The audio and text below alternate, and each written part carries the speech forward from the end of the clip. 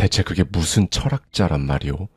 황제 곁에 있었던 4년 동안 무려 3억을 모으다니. 2000년 전 로마, 수천 명이 모인 광장에서 한 정치인이 어떤 남자를 손가락으로 가리키며 소리쳤습니다. 3억이 어느 정도냐면요. 당시 로마 최고위층 한 사람의 평생 재산이 500만 원이었습니다. 그런데 이 남자는 그 60배, 금으로 바꾸면 22톤, 지금 금값으로만 쳐도 2조 원이 넘습니다. 그런데 고발당한 이 남자의 직업이 다름 아닌 철학자였어요. 세네카였습니다. 그런데 여기 사람들이 잘 모르는 사실이 하나 있어요. 이 남자, 17년 전에는 모든 것을 잃고 망망대해 외딴 바다섬에 유배당했던 사람입니다. 그리고 그 밑바닥에서 그를 다시 일으켜 세운 건 그 섬에서 어머니에게 써보낸 편지 한 통이었어요. 그리고 2000년 뒤 뇌사진을 찍던 미국 과학자들이 그 편지 속 문장이 사실이었다는 걸 기계로 확인하게 됩니다. 여러분은 성공합니다. 여러분이 그걸 원했기 때문이죠. 안녕하세요. 하와이 대저택입니다. 네, 여러분. 시작하기 전에 휴대폰을 잠깐 떠올려 보세요. 통장 잔고는 10,000원 단위까지 아시죠? 카드 결제일도 알고 이번 달 빠져나갈 돈도 대충 감이 오실 겁니다. 그런데요. 사진첩을 제일 밑까지 내려서 10년 전에 나를 마지막으로 본 게 언젠가요? 아마 기억이 안 날 겁니다. 이상하잖아요? 통장은 매일 열어보면서 10년 전의 나, 아니 정확히 10년치의 나는 한 번을 안 열어봅니다. 오늘은 두 가지를 확인할 거예요.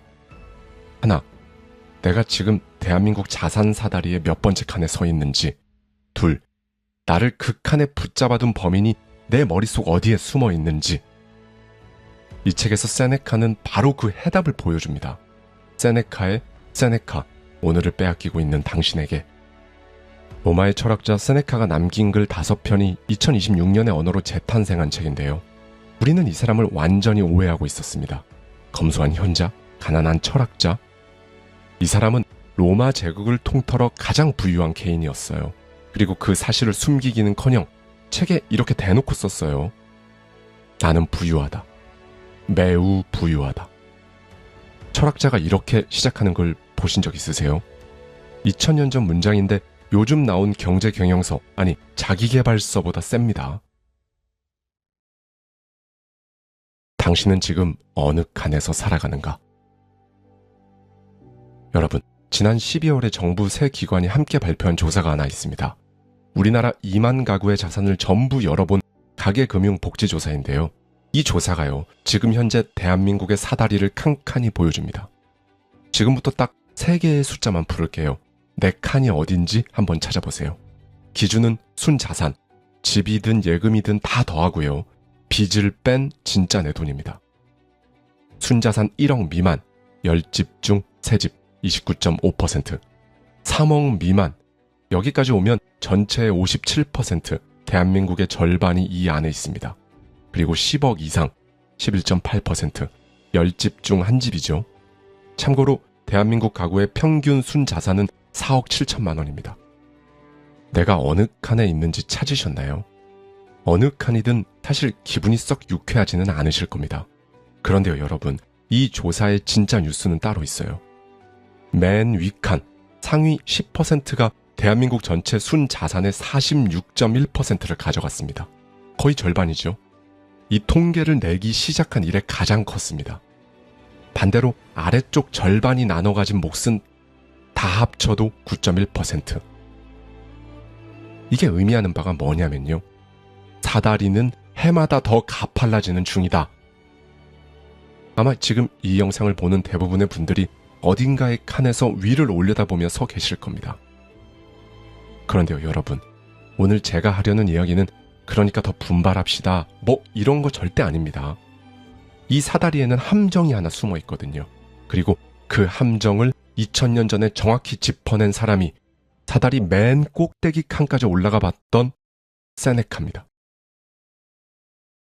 당신이 옆을 보는 순간 지옥이 시작된다.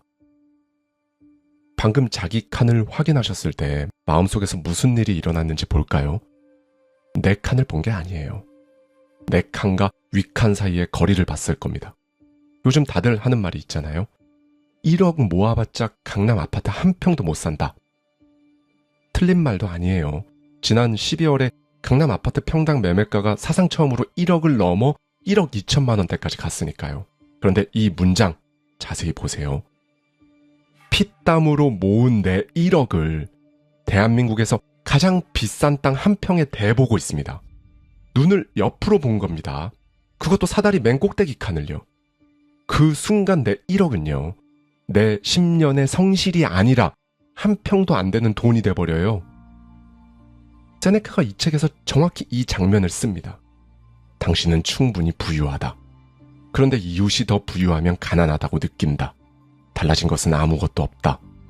당신의 삶은 그대로인데 눈이 옆을 본 순간 모든 것이 부족해진다. 그리고 병명까지 붙여요. 이것은 가난이 아니다. 비교라는 병이다. 이 병의 끝이 어디인지 세네카는 실존 인물 하나를 책에 기록해뒀습니다. 로마에서 가장 화려한 식탁을 차리기로 소문난 남자였는데요. 진귀한 생선 한 마리에 평민들 1년치 생활비를 쓰던 사람이었어요. 어느 날 그가 회계장부를 폈는데 당연히 그동안 쓴 만큼 재산이 줄어 있었습니다. 그런데 남은 돈이 지금으로 치면 수백억이었어요. 그 돈이면 남은 평생 똑같이 호화롭게 살고도 남았습니다. 그런데 이 남자는 장부를 덮고 절망해요. 이제 예전처럼은 살 수 없겠구나. 그리고 스스로 생을 끝냈습니다. 왜? 수백억을 남겨두고 가난이 두려워서요. 어이가 없으시죠?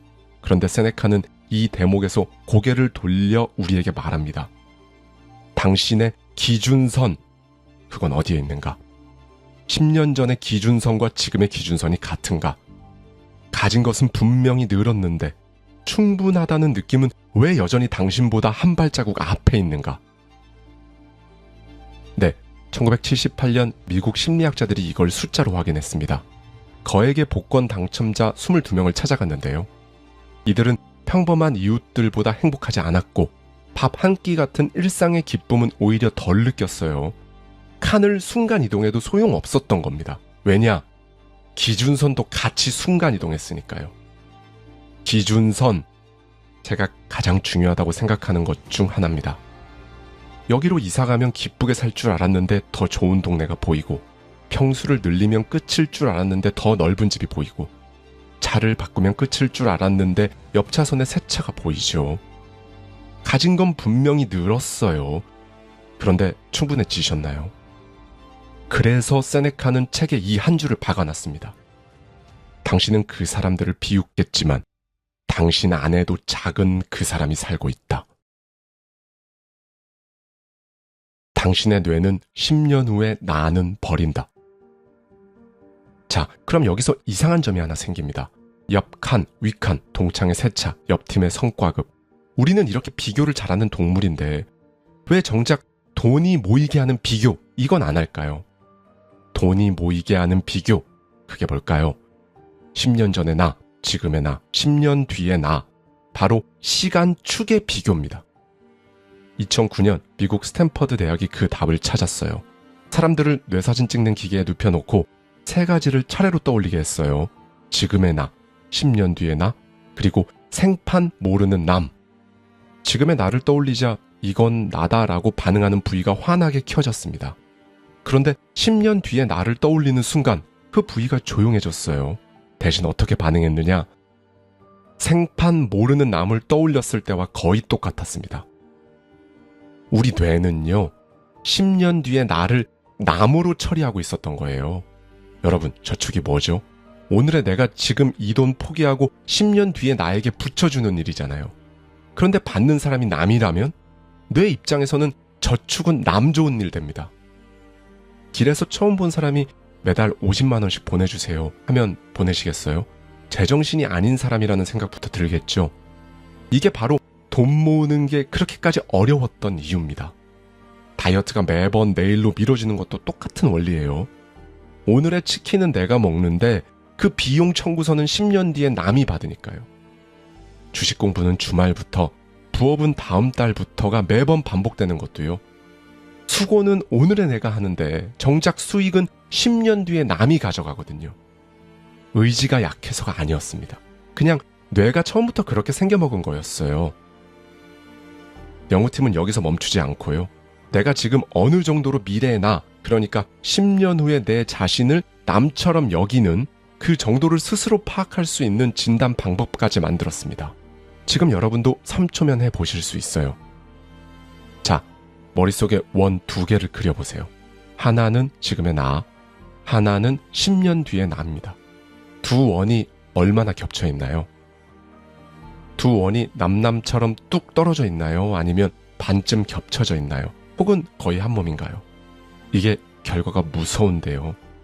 두 원이 많이 겹쳐진다고 답한 사람일수록 시간이 지나고 실제로 자산이 더 많아졌거든요. 이 그림 하나가 미래 내 통장 잔고까지 맞출 수 있는 셈이죠. 우리나라 숫자도 있습니다. 국민연금연구원이 우리나라 50세 이상 수천 명을 대상으로 조사를 했는데요. 자기가 나중에 받을 연금이 얼마인지 모르는 사람 무려 86.6%였습니다. 이건 또 왜 이런가? 남의 월급 명세서를 궁금해하는 사람은 없잖아요. 내 일이 아니니까 궁금하지도 않고 아깝지도 않은 거예요. 그러니까 정리하면 이렇게 됩니다. 우리는 비교의 방향이 90도 틀어져 있습니다. 옆 사람, 그러니까 진짜 남과는 피가 마르게 비교하면서 10년 뒤에 나, 그러니까 내가 남 취급하는 진짜 나와는 평생 한 번을 비교하지 않아요. 눈을 옆으로 돌리면 가난해지고 시간축으로 돌리면 부유해지는데 말이죠. 비교의 방향을 돌리자 돈이 모이기 시작했다. 방향만 돌렸는데 돈이 모인다니 말이 되나 싶으시죠? 그래서 연구진이 2번째 실험을 했습니다. 사람들에게 특수 안경을 씌우고 가상의 거울 앞에 세웠어요. 거울 속에는 주름이 지고 머리가 하얗게 센 노인이 된 자기 얼굴이 서 있었습니다. 그리고 5분간 말없이 마주보게 했어요. 그리고 나서 물었습니다. 지금 $1,000가 생긴다면 노후 자금으로 얼마를 떼어놓겠습니까? 거울을 안 본 사람들은 평균 $36, 미래의 자기 얼굴을 본 사람들은요, $73, 정확히 2배로 뛰었습니다. 월급이 오른 것도 재테크를 배운 것도 아니에요.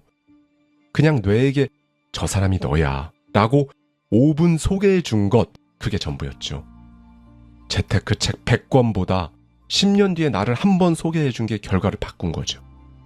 그리고 2000년 전 이 방향 전환을 자기 인생으로 정확히 보여준 사람이 세네카입니다. 처음에 그 광장 기억하시죠? 단 4년 만에 3억을 모은 게 무슨 철학자냐.